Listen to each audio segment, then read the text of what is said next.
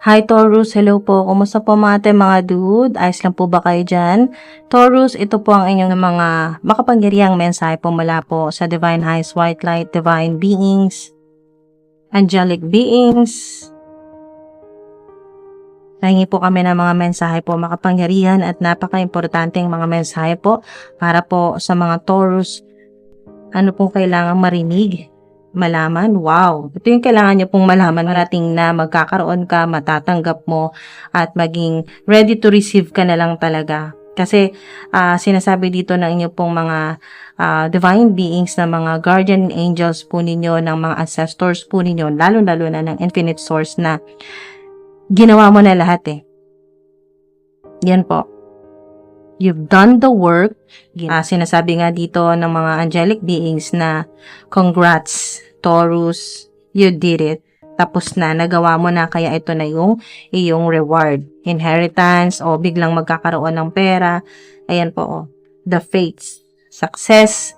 Yan po sa mga meron pong online platforms, nasa spotlight, social media, ganyan po.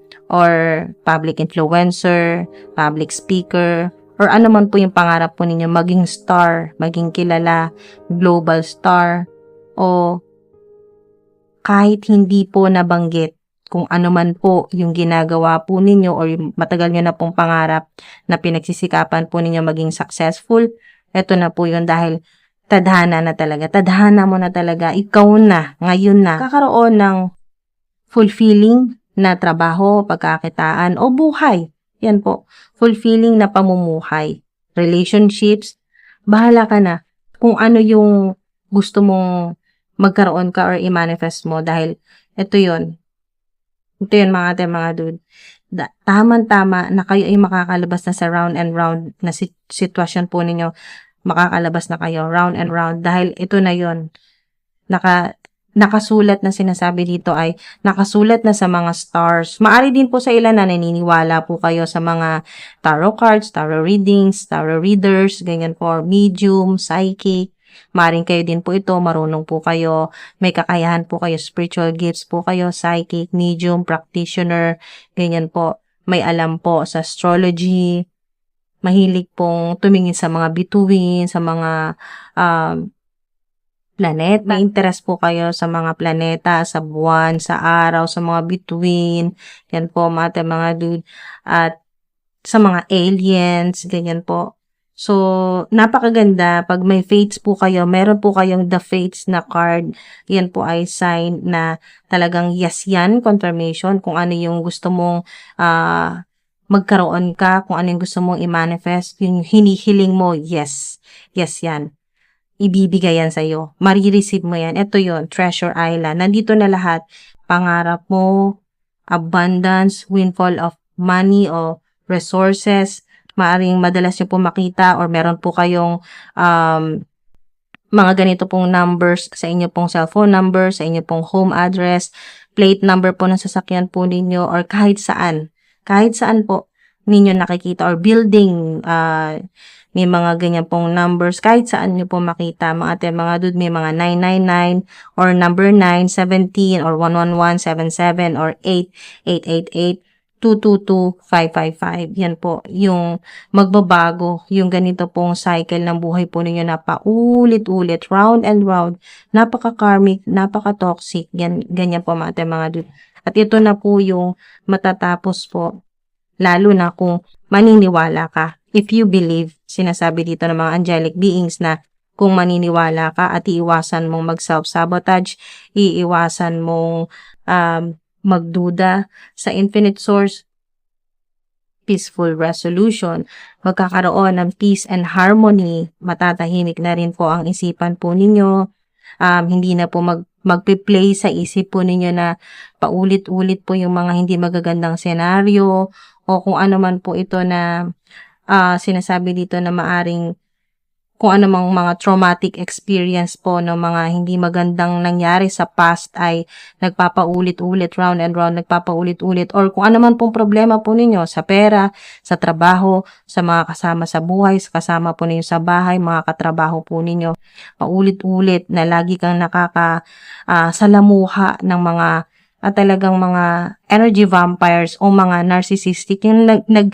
di-drain talaga ng energy mo, ng divine energy mo, yung talagang nakakapagpa-stress sa'yo, yung yun sinasabi dito ng infinite source na trust. Magtiwala ka, mapapasayo to.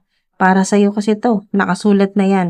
Nakasulat na sa mga bituin. Kakaroon ka ng inner peace, ng peace of mind, mapapayapa na rin ang isipan mo. Perfect timing, ito yun, wow. Confirmation, divine timing, perfect timing, na wala na makakaharang yan, mga dude.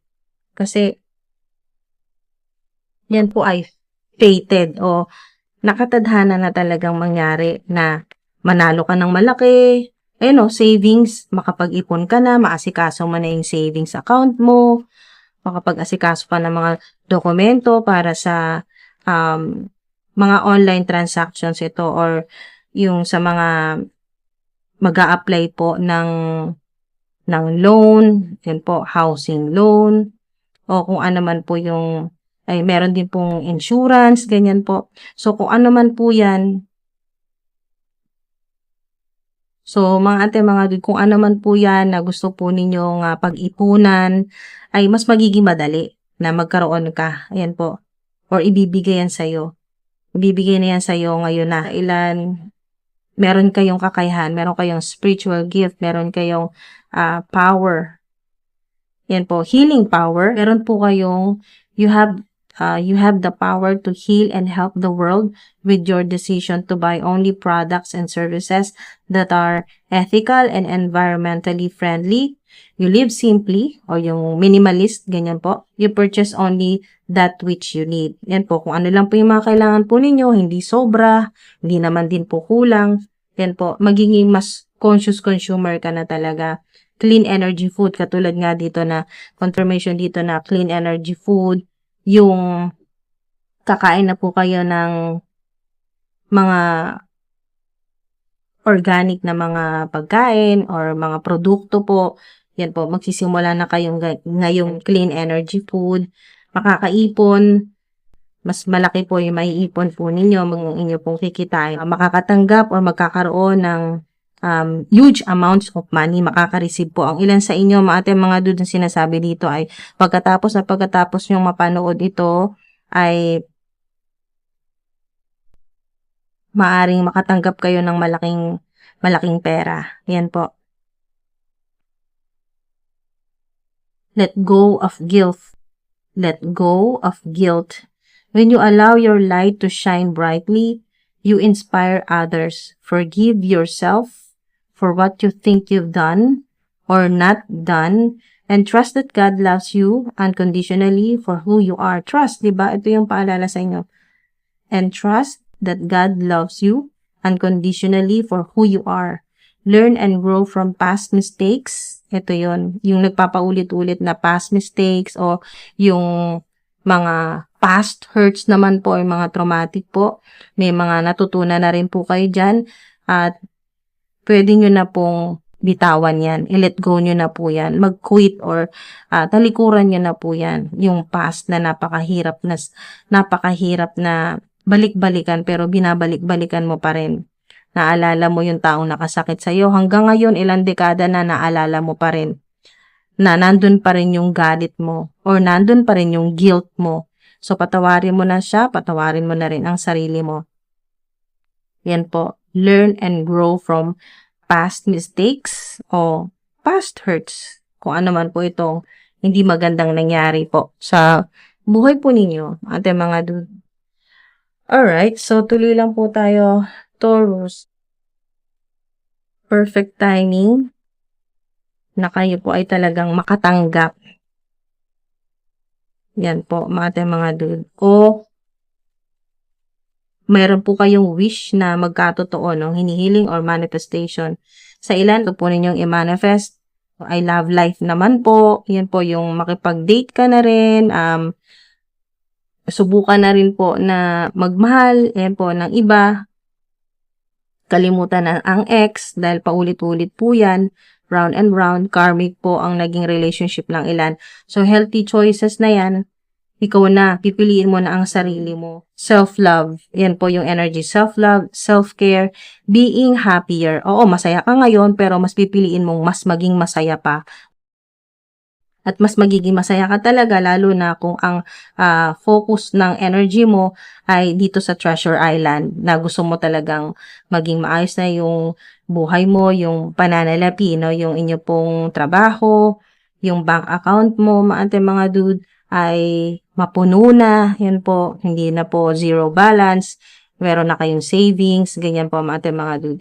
At yun talagang maging masaya ka naman. Mas maging masaya sa iyong career, sa iyong trabaho. Seduction sa ilan, merong flirting, may attraction. Dito yan sa dating, sa ilan na nakikipag-date, no, wala pang seryosohan na relationship sa ilan. Merong makikipag-flirt, meron din pong third party situation, or meron pong ang ilan po sa inyo involved sa third party. Ang ilan po sa inyo ay nasa flirting pa rin po or dating na stage ng kung sa inyo pong buhay sa ngayon ay nakikipag-flirt pa lang po, wala pang seryosohan.